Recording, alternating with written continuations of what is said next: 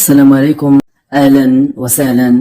حلقة اليوم كان من المقرر انني نوضع فيها ثلاثة ديال القضايا طبعا بناء على اوجه التشابه للامر ديالهم تيتعلق بالاختطاف والاحتجاز. هاد جوج ديال القضايا او ثلاثة ديال القضايا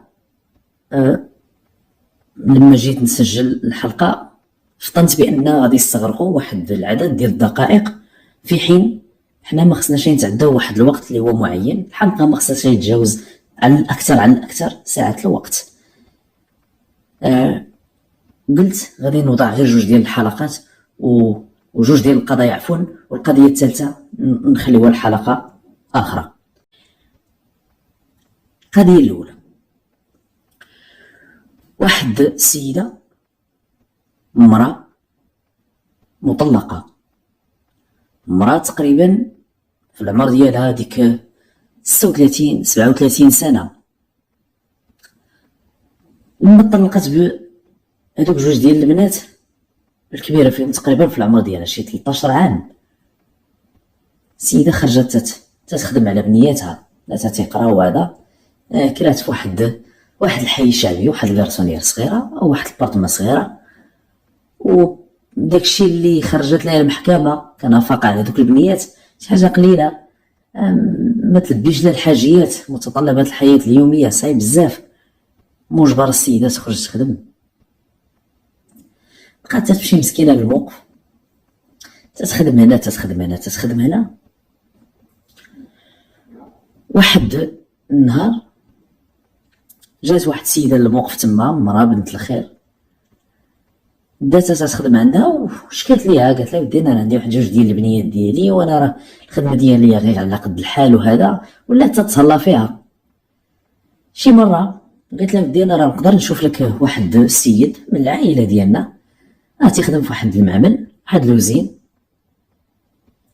انت هاد الخدمه ديال الموقف وانا كتجي عندي غير مره في الاسبوع ولا جوج ديال المرات على الاكثر. قالت لهم انت مره في الموقف تخدمي، مره ما تخدميش. ومع كامل الاسف هاد الخدمه ديال الموقف الله يحسن العوان هذوك الناس، كاين بعض الناس اللي تيكونوا ولاد الخير، تيجيب شي واحد تيخدم ليه ولا تيطلع ليه شي حاجه ولا شي سلعه هكا ولا شي مرة تنظف ليه تيتهلاو فيها. هادو ولاد الخير، ولاد الخير ماشي ولاد الخير بداك المعنى الناس اللي لاباس عليهم راهم ولاد الخير. كاين اللي كتلقاه عنده اللي تحرق ما يتم، وتتلقاه الجوع مغروس ليه في القلب، بل الكرم هو قناعه، شي حاجات من الداخل ديالك، تلقى الناس ما عندهاش وتتقاسم معاك داكشي اللي عندها. صعيبه ديك الخدمه ديال الموقف الله يحسن العوان. كاين اللي تيجيب شي مرا تخدم لهم في الدار تيديروها بحال شي عبد ديالهم، بحال تنفخوا عليها وغوتوا عليها وهذا. صعيبه ديك الحياه، ما فيهاش غير تماره الجسديه بل كاين حتى نفسيه الله يحسن عوانهم، لا رجال ولا نساء. لذلك انا تنوجه واحد الرساله رفقا بدوك الناس، رفقا بهم، راهم انسان تما عندهم وليداتهم.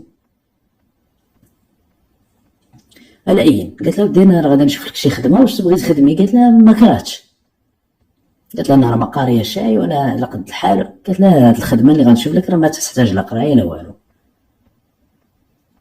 تمكنت ليها، خدمتها في داك المعمل. معنا السيده ولا عندها واحد العمل اللي هو عمل القار.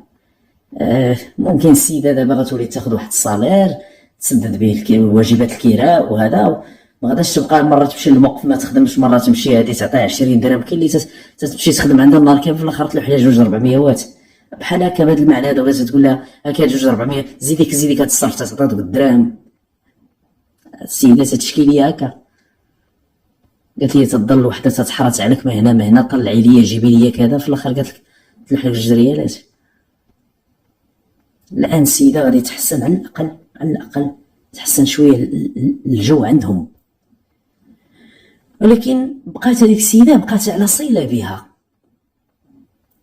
رغم ان هذه المراه هذه ولات تخدم في لوزين، تجي مره اخرى تتصل بها تتقول لها واجي عندي، تجي مسكينه من لوزين جوي ديك الخمسة 6 العشيه، تتبدل عليها وتمشي تخدم واحد ساعتين بالليل او 3 سوايع عندك السيده في الدار ديالها وتترجع في حالها.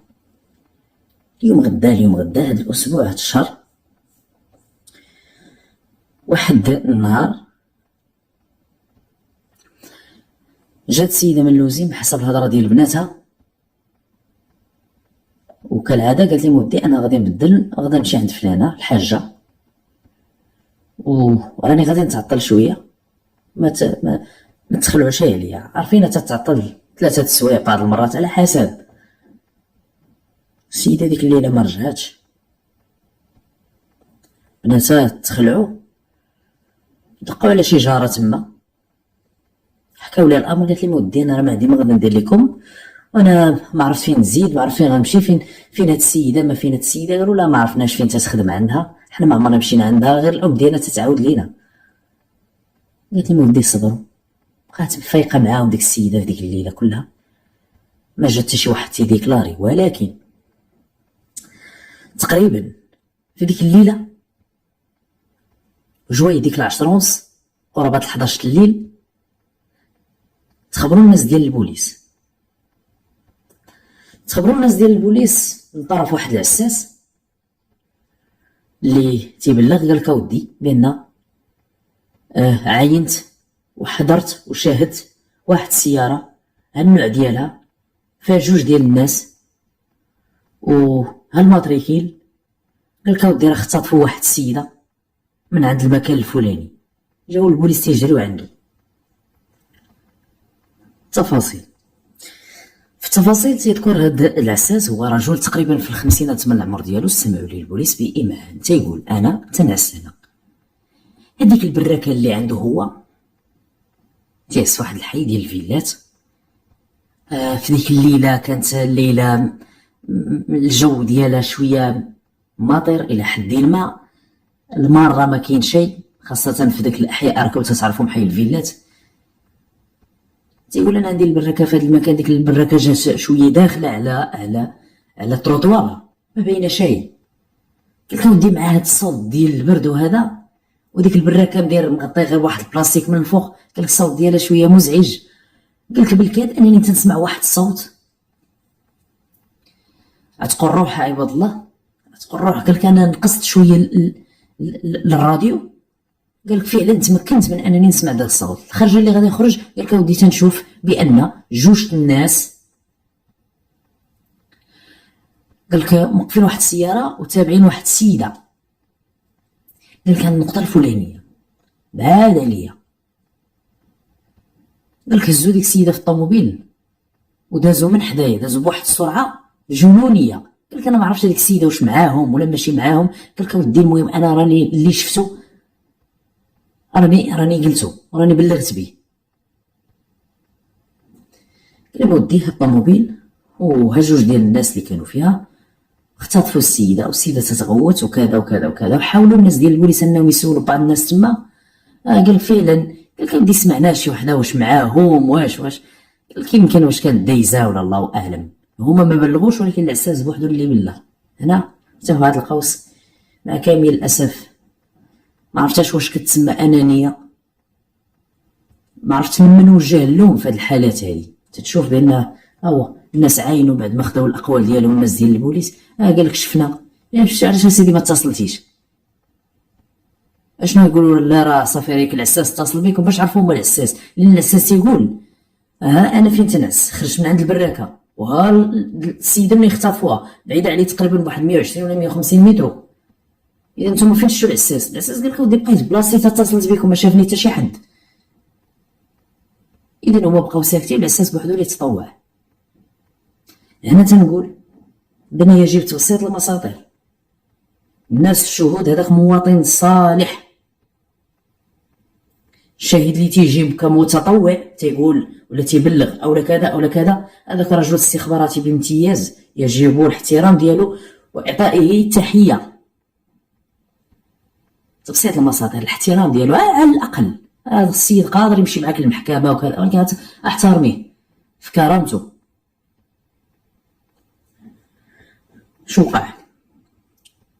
عطاهم التفاصيل، عطاهم الترقيم، منين مشات هاد السياره قال لك اودي خرجت من هنا مشات تضربها ما عرفت واش دارت على اليمين ولا على اليسار حتى توارت على الانظار ديالي، لان كاينه واحد العقبه. قال لك اودي ما بقاوش يبانوا ليا، يعني غيزيدوا واحد المسافه تقريبا ديال شي 200 متر على طول داك الشارع وغادي يهبطوا باغي يبقاو شي تيبانو ليه.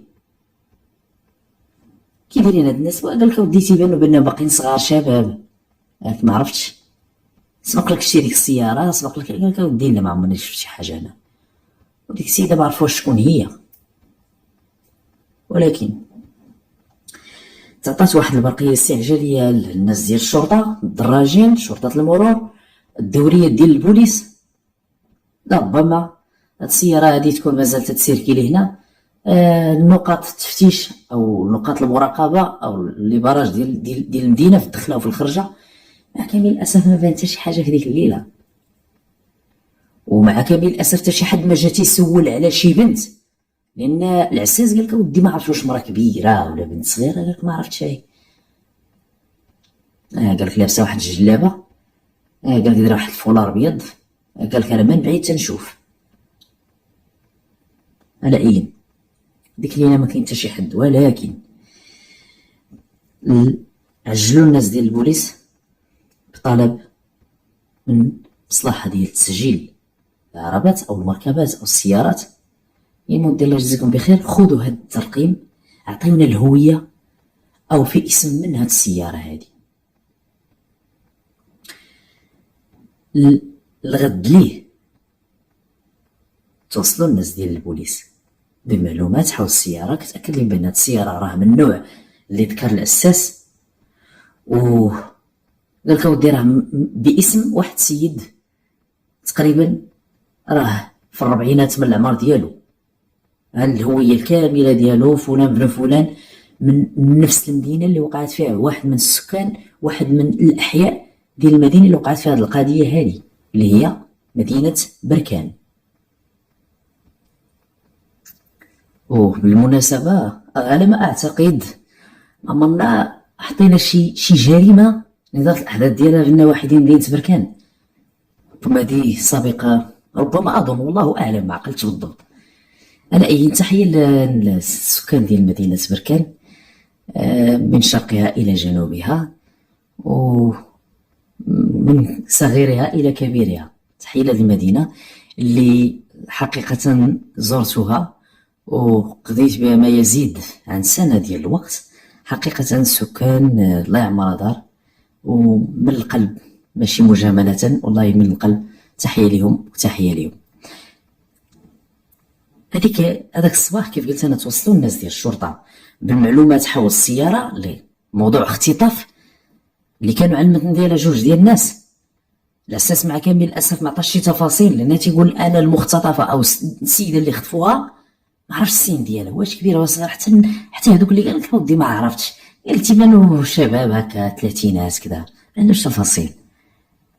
الان مصلحه تسجيل السياره تقول لنا السياره باسم واحد السيد يدعى فلان من فلان، هو رجل تقريبا في الربعينات من عمره، أربعيني، منه العنوان الوارد في بطاقه التعريف ديالو، من تينحدر غير من النواحي ديالهم.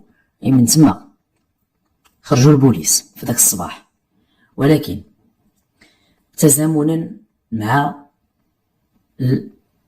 واحد السيده جات هي واحد جوج ديال البنات في ذاك الصباح تيبلغوا على اختفاء الام ديالهم. السيده اللي ذكرنا في بدايه الحلقه خرجت في ديك الليله، مشات تخدم، ما رجعت شيء الى حدود هاد الساعه اللي تقريبا كانت تتجاوز 9 صباحا او 10 ديال الصباح تقريبا. وذكروا لي هما التفاصيل. جا قالت لك ودي هاد البنيات هادو راه دقوا عليا البارح وانا بقيت معاهم، وراه مازال البنات مخلوعات تيبكيو. قالت لك ودي ما نعسوش هاد البنات هادو. خرجت امهم ما عاودتش رجعت. هاد السيده شنو سميتها كذا، شحال في العمر ديالها. قالت لك جابوا شي وثائق من الدار، رافقهم البوليس تتاكد الهويه ديال الام ديالهم بحسب تاريخ الازدياد ديالها. بين السيده تقريبا في العمر ديالها ديك 36 37 عام. فين مشات هاد السيده؟ قالت ما عرفناش، تمشي تخدم عند الحاجه في الفيلا ديالها. فين بلاصه؟ قالت ما عرفناش. تتعرفوش نتوما؟ قالت لك لا ما تنعرفوش هاد المراه. هذيك السيده قالت لك ودي المراه تخدم مسكينه في الوزينات وتجي باش تقاتل مع الوقت، تمشي تخدم هنا. اش خرجت لابسه الام ديالكم؟ قالت لك خرجت لابسه واحد الجلابه ودايره واحد الفولار ابيض. اذا هنايا في اطار التنسيق او تركيب المعلومات مع بعضها، هاد المعطيات مع بعضها، على اساس قال البارحة ودي السيد اللي خطفوها تدير فولار ابيض لابسة واحد الجلابة ما قدرش يعطي اللون ديالها بالتحديد. البنت قالت له ودي خارجة لابسة واحد الجلابة تقريبا في الموف، هادي الهضرة ديال البنات. فولار ابيض، العساس قالك فولار ابيض. تتقول وحده في البنات اللي في العمر ديالها 13 عام، هي البنت البكر، البنت الكبرى عند السيده اللي ما نعتبروها مختطفه ولا مختفيه. قالت راه في حي الفيلات، تمشي تخدم في الفيلا عند الحاجه، السيده فين تخطفت في حي الفيلات. مزيان. هذيك الصبحيه توجهوا مباشره الناس ديال الشرطه بناء على العنوان اللي زودتهم به مصلحه تسجيل السيارة. قالت لهم ودي ها المعلومات ديال هاد السيد هذا، لان باش كتبغي تدير الميطاسيون ولا تشري شي سياره وكتمشي كتبغي تسجلها في المصلحه المختصه، غالبا تياخذوا بطاقه التعريف ديالك، تياخذوا نسخه، اولا راه تتسكانيها الان ولا داكشي غير في كاش بليس ولا هذا في بريد بنك على ما اعتقد، ولا حتى هما تيقوموا بهاد المسائل، تياخذ من عندك بطاقه التعريف ديالك تيسكانيو تتبقى عندهم هذيك جميع المعلومات، تيخرجوا الكارت غريز باسمك، كلشي عندهم كلشي. على اي شو وقع؟ وقت اللي توصلوا لي دقوا تمايا، خرجت واحد المراه تقريبا الستينيه في العمر ديالها. السلام عليكم. السلام. قال لها حنا جايين تنسولوا على فلان. قالت لك سيدي كاين؟ قالت لك راه ناس. قال لها فيقي لينا امر مهم. خرج عندهم. السلام عليكم. السلام. قال الله يجزيك بخير، انت هو فلان؟ قال لك هو انا. قال لي عندك واحد السياره؟ قال لك عندي. فين هي السياره؟ قال لك ودي راه داها الاخ ديالي. اخ ديالك؟ قال لك اخ ديالك ساكن معاكم هنا؟ قال لك لا. قال لك الاخ ديالي مزوج بولادو ومستقل عليهم، ما ساكنش حتى في داك الحي، ما ساكنش، ولكن ساكن في مدينه بركان. قال لك ودي راه جا عندي البارح، جيت من الخدمه، قال لي فلان راني بغيت الطوموبيل. قال لك انا عطيتها ليه لان انا اليوم صباح ما خدامش، اليوم غير السبت ما تنخدمش. فين كاين خو؟ قال لك راه هزو السيد، مشى معاهم الدار ديال خوه، دقوا تما. خرجت واحد السيده الزوجه، قال لها راه البوليس بغاو خويا. فين هو؟ قالت لي ودي راه باقي ما جاش، ما باتش البارح في الدار. ما باتش البارح في الدار؟ قالت لك سيدي ما باتش. وخوه قال البوليس ودي راه قال لي غادي ندي المدام والدراري، قال لي غنديهم عند عائلتهم في النواحي تقريبا ديال الناظور او على مقربه من مدينه الناظور. قال لي انا غنخليهم تما، والصباح غادي نجي نحط لك انا الطوموبيل وكذا. بقي قال لك ودي ما جاش الان، ها هي دابا 10 ولا 11 النهار. وهي السيده مرتو كاينه في الدار، قالت لك ما مشينا لا عند عائله لا والو. قالت لك السيد البارح لبس مزيان وهذا وتقاد وخرج. شحال في عمره؟ وقالت لك سيدي تقريبا في العمر ديالو شي 36 عام. ومول الطوموبيل قال لك ودي راه خويا الصغير هذا، قال لك تيخدم، ماشي شي واحد اللي نقولوا ما خدامش ولا شي واحد، لا قال لك تيخدم تيبيع ويشري ومسكن يلاه التجاره ديالو مزيانه. قال لك راه كانت عنده الطوموبيل وقع فيها شي مشكل. قال لك راه فين هي الطوموبيل؟ تلقاوها مدقدقه واكله العصا، ندير بها شي حادثه ولا شنو، جاب رماها تما قدام الدار. ساكن في واحد السفلي والدار والسياره محطوطه تما. ومرتو قالت لك ودي راه ديما تيغيب على الدار ديالو بعض المرات حتى ل 48 ساعه، حتى اليومين ما تيدخلش. والد معاه واحد الوليد تقريبا في العمر ديالو شي 4 سنين، خارج يشوفوه البوليس. واش عنده شي مشكل؟ قالك ما عنده لا مشكل لا والو. عطينا نمرة التليفون، عطاو لخويا يهضر معاه. سلام بخير كذا، يجاوبوا، ولكن المره الاولى ما جاوبوش. وعطاو التليفون مرتو حتى هي تتصل به، ما بغا يجاوب لا هنا لا هنا. واحد الوقيته ولا هو تقريبا شي 4 ساعات الوقت، ولا هو اتصل بمن اتصل بخوه هو الاول. تيبان من اسم خلال الصوت ديالو بانه الله فايق من الناس. السلام عليكم. السلام. قال لي فينك؟ راني بغيت الطوموبيل. قال لي واحد ساعه انا غنجي عندك. قال لي واش ندوز عندك للدار؟ قال لي لا بلا ما ندوز عندي للدار. قال لي انا غندوز عندك حتى ديريكت، نحط لك الطوموبيل عاد نطلع نمشي. قال لي راني نعست شويه والطريق وراك عارف وكذا. قال لي البوليس قطع لي صافي حيد خليه تيجي. هزو حتى الزوجه، جابوها فين؟ جابوها للدار ديال خوه، لانه هو عقد معاه قال لي غنتلاقاو تما. البوليس معاهم حتى كيتوصلوا مكالمه هاتفيه منين؟ من المقر ديال الشرطه. شنو كاين؟ ما كاين. قال لك اودي راه جات واحد السيده، هذه دابا تقريبا 11 او 11 ونص الصباح، جات واحد السيده تتشكي قالت لك اودي بان راه اختطفوها شي جوج ديال الناس البارح، وبناه نوبع الاغتصاب ديالها وشي برقيه جات هكا. قال ودي خليوها تنتظر تما. هاد السيده شكون هي؟ ما شكون هي؟ قال لك ودي راه هي ام دوك البنات اللي جاو هاد الصباح هادو. قال لك درت تقول بان اختطفوها من الحي الفيلات من المنطقه الفلانيه. تبين بان السيده اللي كانوا مختطفينها جوج الناس. خلات تنتظر تما، حنا جايين. تيجي هاد صاحبنا هذا اللي عنده الطوموبيل ديال خوه، جا تما تيلقى البوليس تيتسناو. ترصدوا لي طبيعه الحال ماشي غادي يبانوا لي البوليس راه هما فينا موقفين سياره الخدمه وكذا. يشوفوا يا ربي لا عارف شنو تيدير. كاين الناس ديال البوليس تيخدموا بذكاء، تخدم مهنيه. خدمه البوليس ماشي جي وكون بوليسي ولبس كسوه وحسن وجهك راك وليتي بوليسي. لا، البوليسي خدمه، سيرفيس، ذكاء، شنو دهاء، فطنه، سرعه البديهه، عمل دؤوب، عمل مستمر، يعني تكوين مستمر. ما تبقاش غير داكشي اللي عندك هاد العام كأبجدية تبقى تخدم به طول المسار المهني ديالك. بدا شويه، خدم على راسك، كون راسك. شو وقع؟ الوقت اللي جا السيد لقاو عليه القبض. السلام عليكم. السلام. قال لي فين بيت البارح؟ قال لك ودي ديت شي عائله. شكون هاد العائله؟ قال لك مرتي وهذا. فين؟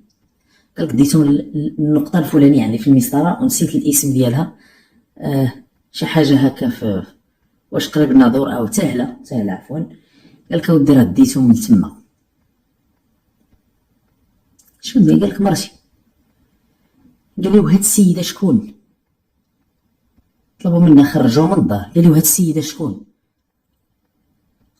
سيد شاف مرتو تما. وخو قال لي ودي راه البوليس صابحين شنو كاين، لان البوليس ما بغاش يقولوا لخو شنو اللي كاين. تيقول لي حنا جينا بغينا غير الطوموبيل، خوك فين هو كذا كذا. قال لك ما كاين باس، تيشوف الطوموبيل ما فالك حادث سير لا والو. بقاو عليه القبض. عرف السيد بين البوليس جايين لي. قال لي ها شكون اللي كان معاك؟ من هنا بان هنا اللغز والمغزى اللي عند بالنسبه للناس ديال الشرطه باين. هنا جاتهم مكالمه هذه تقريبا ساعه الوقت من المقر ديال البوليس. قال لهم ودي جا راه جات واحد السيده تتقول بان راه هي ام هذوك البنات اللي بقاو البنات تيتسناو تما. قالت لهم انا فلانه راني جيت كذا كذا. هي نفس الاسم اللي قدموه. السيده ما دخلتش الباب تتقول بان راه خطفوني في حي الفيلات. العساس قال لك ودي راه خطفوا جوج الناس. الطوموبيل هي اللي موضوع بحث الان. قال لي صاحبك قال لك ودي راني يلا حطيته. هما بحسب الهضره ديالو قال لك ودي الوقت اللي اتصل به خوه واتصلت به مرته التليفون حاطه في الطوموبيل، والسيده مدخلينا لواحد الدار عزكم الله. ديك الليله بايتين هما بجوج تيتناوبوا على الاغتصاب ديالها. وشكون هي السيده؟ واش تعرفوها؟ قال لك ودي ما تنعرفوهاش. هما دايزين من تما فداك الجو باين ما كاين حتى شي حد. قال لي وقف على هاد السيده واش شي حساب واش؟ قال لك ما كاين لا حساب لا والو. واش وقع؟ هو قال لك انا صاحبي فلان راه عنده لوكال ديالو، عنده المكان فواحد الباديه، فواحد القنت معزول على السكان. اما مشاو ليه الناس ديال البوليس تما هو فواحد المنطقه تابعه النفوذ ديال الدارك خارج النواحي ديال بركان واحد المسافه. منين دزتو؟ قال لك دزنا من هنا دزنا هنا. هذيك الطريق اللي مشاو منها غالبا طريق ما تصلحش للسير. عارفين هما شنو يديروا؟ واش غيدوز لك من الطريق الكبيره تلاقى مع شي باراج ولا كذا ولا كذا. قال لك منين دزنا جاو دخلوا تما. جزاكم الله ناعسين مع هاد السيده هما بجوج في ديك الليل. حيوانات كلاب ضاله الكبت. ما فهمتش واش لهاد الدرجه. ولكن الاخطر من ذلك لما جابوا صاحبه تيقول بعد لما اتصل بيا خويا ومرته حاط طوموبيل في ديك باقي ناعس حابسين على السيده. الوقت اللي خرج هو الطوموبيل جبد التليفون القلاقيل اتصل بخوه رجع عند صاحبه قال لي خويا راه بغا الطوموبيل حيد هز السيده جابوها حتى الطريق الرئيسيه، نديري لا باندا باش ما تبان شيء على عينيها، وكان عباره على الفولار ديالها، حيدوا لها الفولار ديالها باش ما تعرفش راسها فين جات ولا فين غادا ولا فين كذا. قالوا دابا سيري الله يعاونك، وزادت في حالها. قالك انا جيت انا وفلان. كيفاش داروا هما؟ حسب عدد تمثيل الجريمه، لما جابوا السيده وحطوها في الطريق الكبيره، هبطوها قبل ما يدخلوا للطريق الرئيسيه، هبطوها في واحد الخلاء تما بين تنايا شي اشجار وهذا، والاخر زاد بالطوموبيل، واحد المسافه باش ما تمكنش الاخرى من الماطريكين من الترقيم ديال الطوموبيل. عاد الاخر غادي يلحق عليه، بقى الاخر شاده تما، قال لي الحق عليا. زادوا في حالهم، لان هما ما فهموش منين جات البوليس خبر، كيفاش حنا توصلوا لينا والسيده ما عرفناش حنا فين تسكنوا كيفاش كذا وكيفاش كذا. مستحيل كان يشك في ذاك الصباح بان خوها علاش متصل به. السيده غير طلقوه، هي جات الكوميساريه وهو جا عند البوليس، بقاو تيتسناو في الدار ديال خوه. السيده تقول انا في ديك الليله ساليت من عند السيده، جايه خارجه في حالي، اعترضوا السبيل ديالي، الشارع كان خاوي، هزوني بالسياره، انا ما تنعرفهمش. قلت لهم اخوتي واش انا عندي معكم شي مشكل؟ حاولت ان توصل لهم ولكن دون جدوى. التوصلات ديالها مشات مع بالريح، ما رحموهاش. الغريب في الامر هذاك مزوج بولادو، ولا ما مزوج شيء، ولكن واش لهاد الدرجه هذه نختطف انا واحد السيده وباش نتعداو على حنا بجوج؟ ما بغيتش نقول واحد الكلمه، ولكن انا غادي نقول على الاقل هذاك النوع راه كاين اللي ما غتحتاجش انك تختاط فيه. انا ما بغيتش نقول هذا الكلام، انا لا اشجع على هذا، ولكن اقل ما يمكن ان يقال. واش لهالدرجه هذه؟ الوقت اللي مشاو معاهم البوليس لهذاك المكان تما، تيشوفوا هنا بايتين سكراني القرع ديال الشراب وكذا والسيده متعرضه للتعنيف، كانوا تيبزوا عليها انا تشرب معاهم. قالت لكم ما شربتش، تعداو عليك بجوج، قالت لك بجوج، وتتحكي الناس ديال قالت لك ودي ها كيفاش وها كيفاش. ما بغيتش نذكر التفاصيل عزكم الله، كانهم كانوا تيصوروا افلام باش تعاشر مراي 10 جوج ديال الرجال في لحظه وحده. ما بغيتش ما نتكلمش في هذا الموضوع هذا، ولكن اللي تار الانتباه ديال البوليس هو انهم لقاو واحد داك الجوا ديال السيدي كاسيت، تعرفوهم. البوليسي شافها، بقى تيشوفها، قال لي ودي شنو هادشي عندكم هنا؟ قام بانهم كانوا تحت تاثير مخدرات الصلبه او ما يسمى لا كوكايين. منين تجيبوا لا كوكايين؟ واحد قال لك انا ما تنستعملش هادشي، اي اللي ما مزوج شيء واللي ماشي مول طوموبيل، اي مول طوموبيل اللي جاب طوموبيل ديال خوه هو اللي تيستعمل لا كوكايين. سيد مسكين يلاه عنده التجاره ديالو، تيبيع ويشري، اش يطلع لي شويه الفلوس شنو ندير؟ الشراب، الطوموبيل، كسيده، لا كوكايين، كذا ولا بحث اخر. منين تجيبوا هادشي؟ قال لك ودي حنا تنوصيو عليه السيد اللي تيجيب لينا. منين قال لك كيجيبوا من الدار البيضاء. انا هاد القضيه ما بغيتش نتكلم فيها، ولكن اصبحت مدينه الدار البيضاء ما عرفتش علاش بها ولايه امن، بها واحد العدد ديال الشرطه، عدد كثير. ما كاينش شي مدينه في المغرب اللي فيها غير النص ديال البوليس اللي كاينين في مدينه الدار البيضاء. ولكن ربما عدد النسمات ما عرفتش شنو اللي وقع تما، ترويج ديال المخدرات. تتلقى واحد راه تيسكن في كذا، منين جا كيقول لك واش جا من كازا، ضرب كيلومترات باش يجيب لك كوكايين، يجيب المخدرات صلوا من مدينه الدار البيضاء. علاش؟ الله اعلم. كازا يا كازا. على اي تحروا محاضر رسميه في حق هاد الناس، تقدموا للعداله. هما الوقت اللي داز محل العساس قالك حنا ما شفناش، ما شافوش العساس. العساس قالك ودينا ما تحركش، بقيت حدا البراكه ديالي، يلاه تنشوفها كتبانوا لي جوج ضاربين مع وحده جارين دخلوها طوموبيل، اكثر دازوا من حدايا بسرعه جنونيه. كان انه ذكاء منه تمكن من الترقيم ديالها. تقدموا للعداله بشحال غيتحكموا هاد الناس هادو. واحد فيهم اللي كيستعمل لا كوكايين تحكم ب25 سنة ديال السجن، فيما أن الرفيق ديالو تحكم ب20 سنة ديال السجن. شنو السبب؟ لأن الآخر عند مول 25 عنده بعض الجنح، عنده شي جنحة ديال الفرار حسب ما تيقول السيد. دخلوا ليه شي فيشي لا كوكايين كذا كذا كذا، الاختطاف، احتجاز، اغتصاب.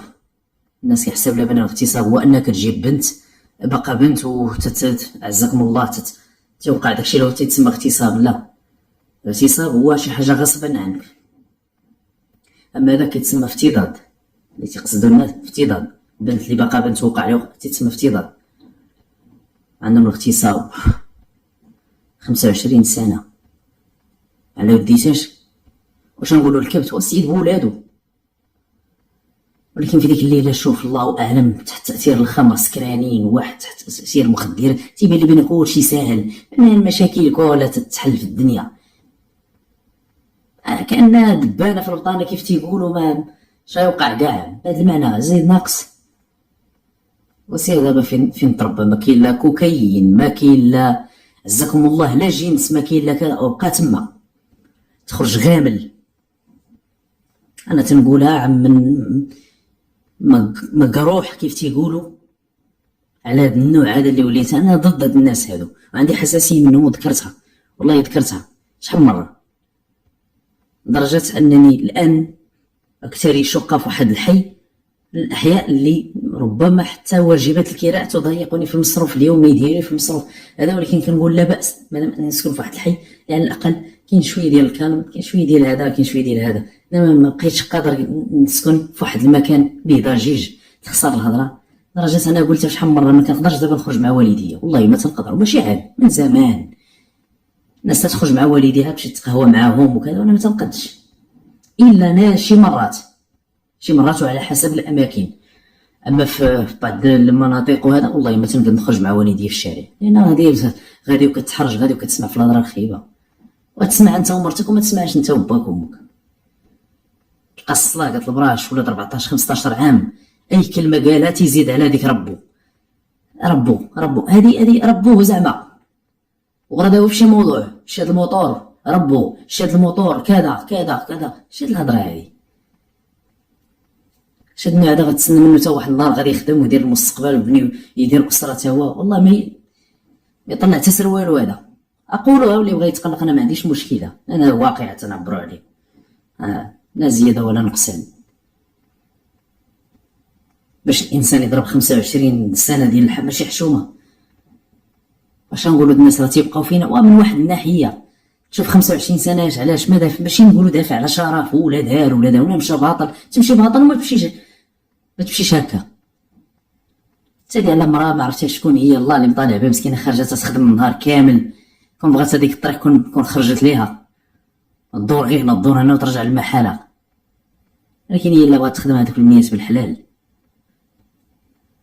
تحيه من هذا المنبر هذا، التحيه لاي امراه عفيفه شريفه صانت شرفها بلا رقيب ولا حسيب سوى الله سبحانه وتعالى. حتى واحد ما حاضي على باها ولا ما، ولكن هي حافظت على عزه النفس ديالها واستحضرت الرقابه ديال الله، خدمت على وليداتها وتقاتلت عليهم.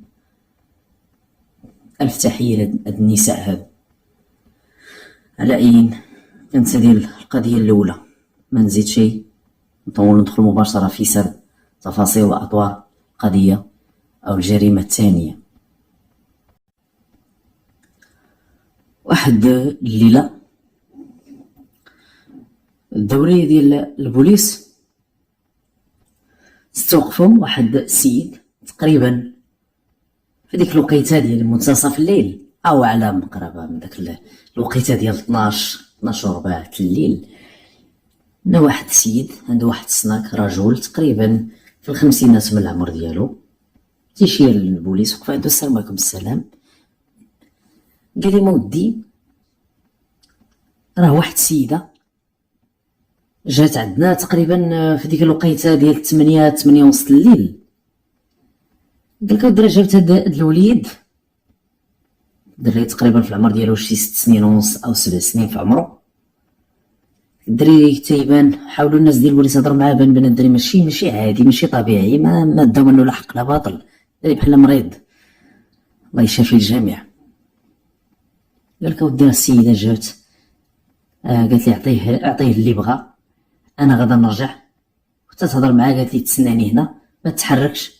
وهضرت مع داك السيد موسطا قالت لي الله يرحم باك رد لي البال، قال لها غير خليه تما، راه ما كاين اللي غادي يقرب لي. قال لها انا راني تنشوفو ما عنده فين يزيد. قال لك بالفعل الدري طرونكيل، قال لك كلا، وقالت لك اودي تنرجع، انا غادا نمشي هنا وغادا نجي ونخلصك. قال لك هذيك السيده ما عاودتش رجعات، هذه راه تقريبا 12 الليل.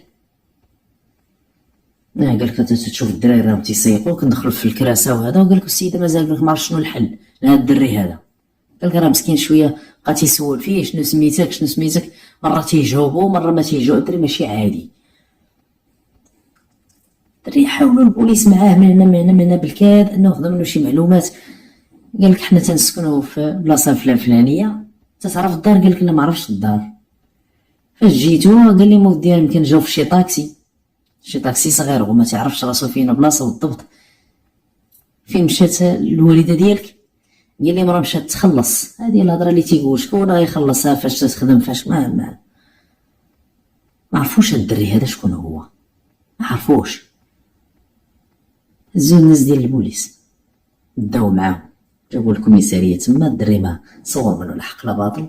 كانت واحد الخيريه داوه غادي يبات تما، والصباح البوليس يعاودوا يجيبوا الدري للكوميساريه لانه ما عرفش راسو حتى فين تيسكن، شنو سميت الحي ما سميت الدري ما تيهضر شي. قالت ما عرفتش. تقريبا الغد لي جوي ديك 10 11 ديال الليل جات واحد السيده قالت لك اودي رانا جيت عند اختي وسولت عليها، قالوا لي بان راه ما باتت. سولت على بعض الجيران قالوا لها اختك راه ما باتتش هي هنا البارح في الدار، شي جاره تتعرفها. قالت لها اختك راه خرجت البارح مع شي 8 الليل، غادا تتهضر في التليفون وهذا، راه ما عاودتش رجعات لا هي ولا الولد. وتتقول اسيدي انا اختي ما عندها فين تمشي، كي داير هاد الولد؟ قالت لك اودي راه دري تقريبا في عمره شي 6 سنين ولا 7 سنين. واخا هذيك الدائره حالت على واحد البوست ديال البوليس، قال لها سيري شوفي مع دوك الناس ورجعي عندنا هنايا. لا شتي الدري تعرفي؟ قالت لها لان البوليس في اخبارهم بان شي دري طلق البارح، كاينه برقيه، لا جا شي حد يسول يحيلوه على المقر اللي يتدخلوا الناس ديال البوليس وعندهم الولد. جات تما تعطيهم المعلومات، قال له ودي واش هذا هو الولد؟ قالت لك هو هذا. قالوا له دير هاد الولد هذا راه شنو كاين البارح راه شي حد عنده الصناك تيقول بان جابت امه تقريبا مع شي 8 وسط الليل، والسيده ما عاودتش رجعات، ورحنا جبناه والدري راه بات في البلاصه الفلانيه. واش كاين هاد الهضره اللي ذكرت كامله. قالت لك ودي اختي انا ما عندها فين تمشي. قال لها انا رقم التليفون ديالها تيصونيو عليها، التليفون ديالها غير مشغل. اختها شنو تدير؟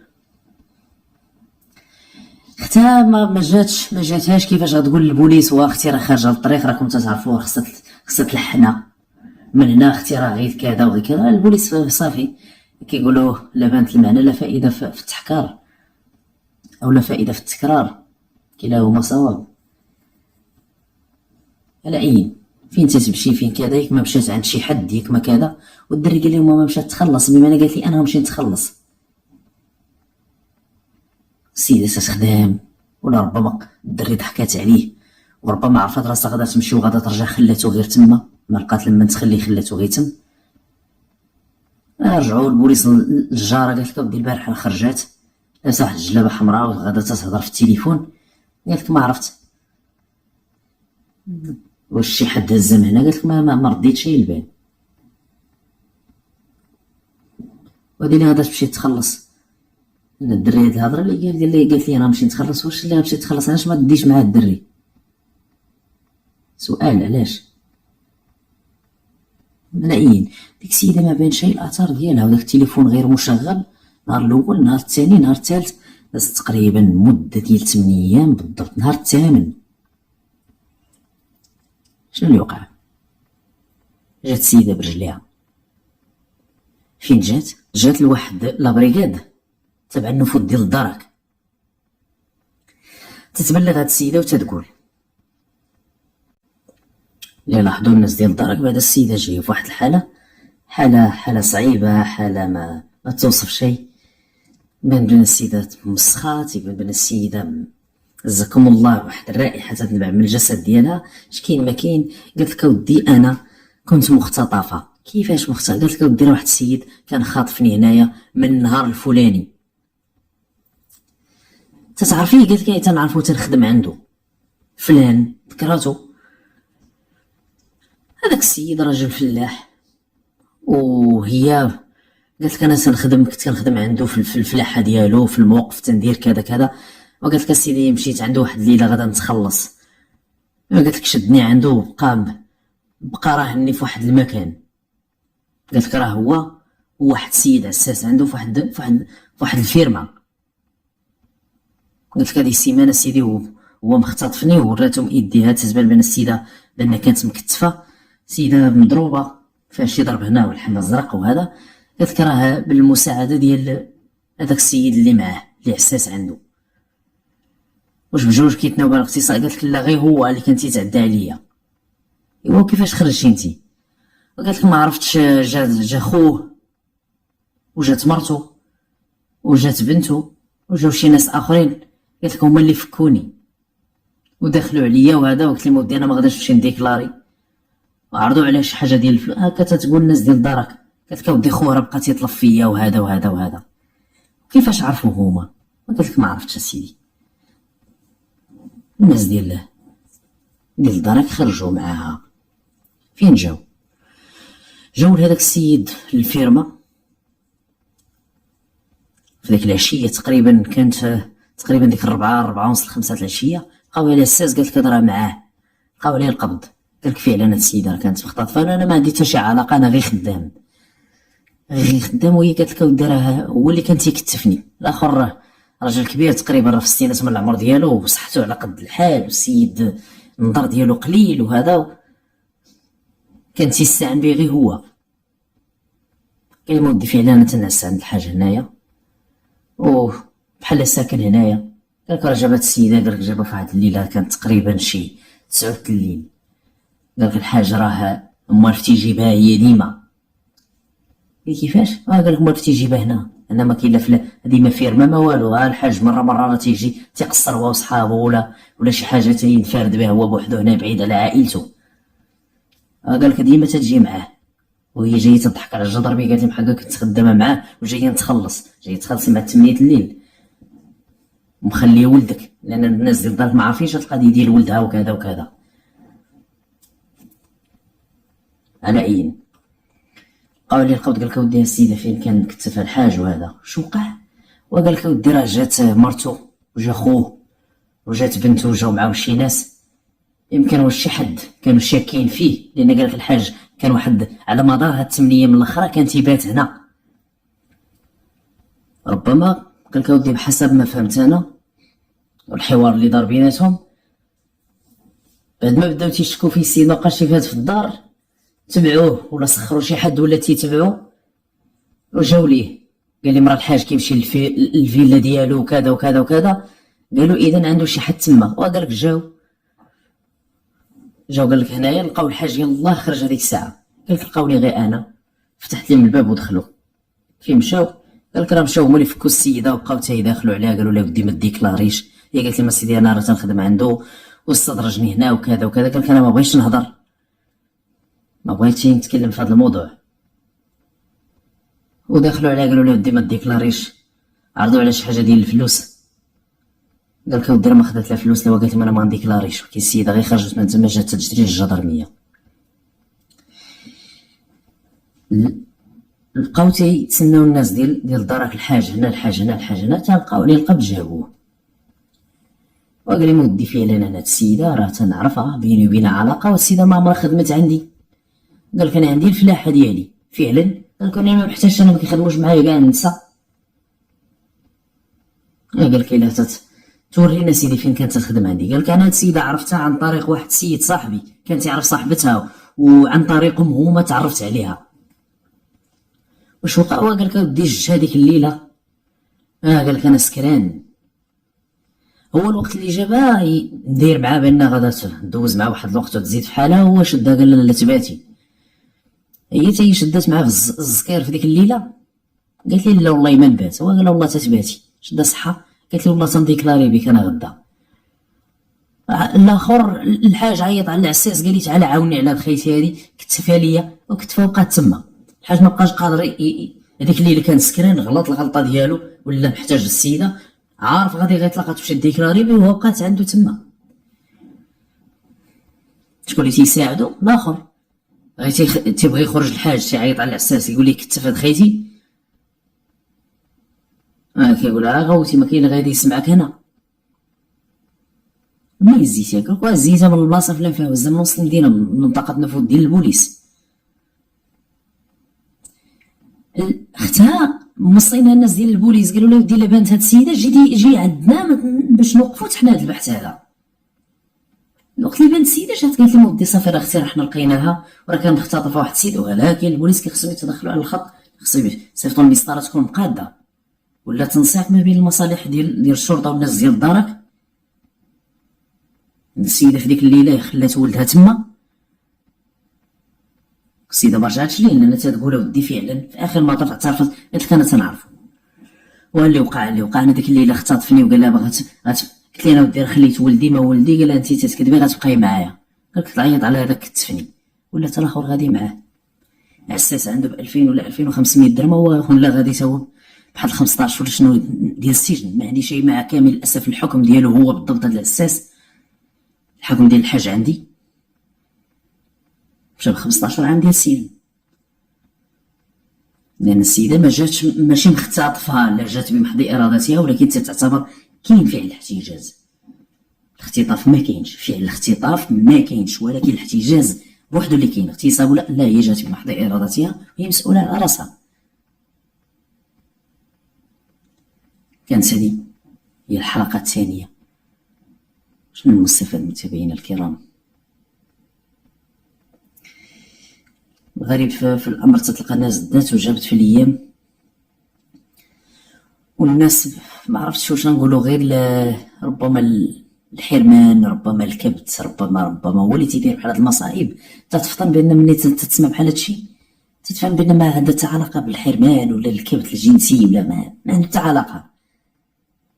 بنادم بولادو شوف شنو اللي واقع لي في ديك الليله، محتاجه السيده علاش غتحتاجها؟ علاش ياك انت تتعرفها؟ والوقت اللي بغات تبغيها راه غتعيط ليها وغتجي. علاش هاد الاحتجاج؟ علاش تدبر على 15 عام السجن فيما ان السيده هي بنفسها تنال الحق ديالها من المتابعه ديالها؟ وعندها بزاف ديال الامور اللي تخلي النيابه العامه بنفسها تابعه الحق العام، انها تسامح في ذاك الولد في ذاك الليل. ان السيده تتكذب على الناس ديال الدرك، ان السيده تمشي مع السيد تتصرف في اطار علاقه شرعيه، ولا الامور تخلي النيابه العامه انها تابعه قضائيا. كاين علاش هادشي؟ تلقى انسان ميسر عليه الله غالبا في هذه الحلقه هذه، لا الاول مسك عليه الله عنده التجاره ديالو مشى امتد به الامر حتى لا كوكايين، راه عنده الفلوس. لا كوكايين راه حنا تنعرفوه، ماشي اي واحد غادي يستعملو. راه الناس كان عندها اللي تحرق ما يتم ومشات فلوسها في ظرف 3 سنين طبت في كل شيء. كاين اللي تيقول لك انا خسرت مليار في 3 سنين، في عامين. مليار 200 مليون تمشي في عامين. فاش جات في الكوكايين في الخمر؟ سيد بولادو دار تعيا وجابها في راسو في ديك الليله دايزين ديك الزنقه اش جايين تيديروا تما الله اعلم، لان في البحث بان لما تضربتهم حتى شي صيله هي قالت انا ما عمرني شفت فيهم شي واحد، هما تا قال لك ما تنعرفوش. في ديك الليله دايزين بنت ليهم قال لي وقف نديوها.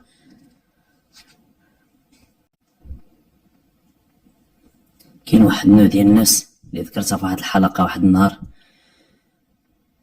وقلت كاين واحد النوع ديال الناس ما يستاهلش، وبين قوسين واستغفر الله على الكلمه اللي نذكر،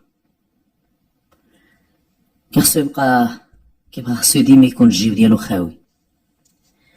لان الى عمر الجيب ديالو غالبا كيجي بغى يتهلك لنفسه. بحال هاد النوع هذا ما خصش تكون عنده الفلوس، لان مني بالنسبه ليه هو لما تتكون عنده الفلوس في العقل الباطني ديالو تيربطها ببعض الاشياء. حتى في الحديث معاه تيقول واه الا كانت عندي الفلوس ما نسحاش انا، وإلا كانت عندي الفلوس ونبخير في البنات نجيبها انا، وإلا كون كانت عندي. هو دائما الفلوس تربطها ببعض الاشياء اللي غالبا الا بقى تيفكر بهذاك ما عمرها اصلا ما تكون عنده الفلوس.